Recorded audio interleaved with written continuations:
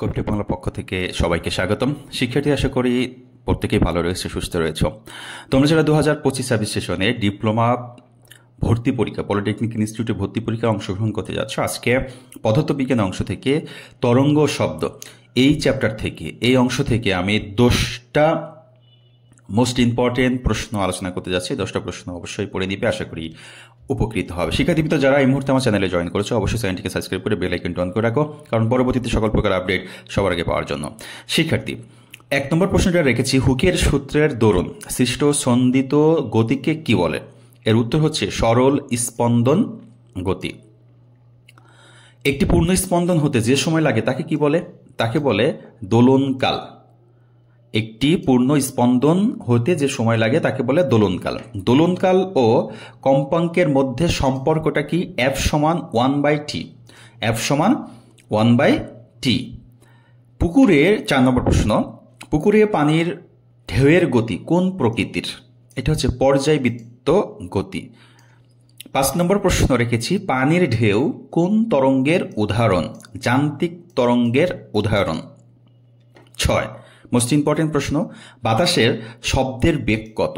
বাতাসের শব্দের বেগ হচ্ছে 332 মিটার পার সেকেন্ড। ওকে, এটি হচ্ছে উত্তর হবে আমাদের 332 মিটার পার সেকেন্ড। এটা আমি হাইলাইট করে দিলাম এটা। ওকে, এরপর যদি আমি দেখি যে এক মাধ্যম থেকে অন্য মাধ্যমে যদি তরঙ্গ যায় তখন কি ঘটে?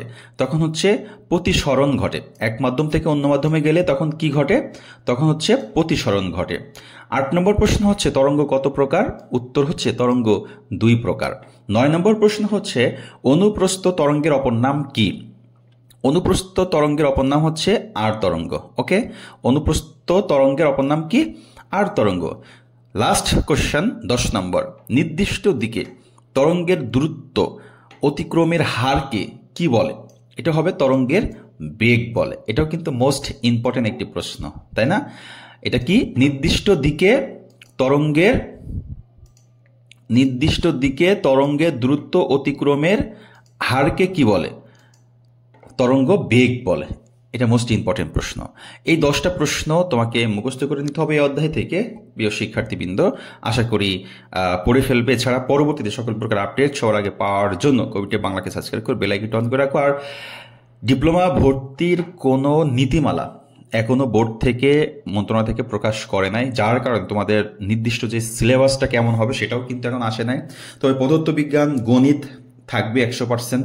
তাছাড়া ইংলিশ থাকবে, সাধারণ জ্ঞান থাকার সম্ভাবনা রয়েছে এবছর।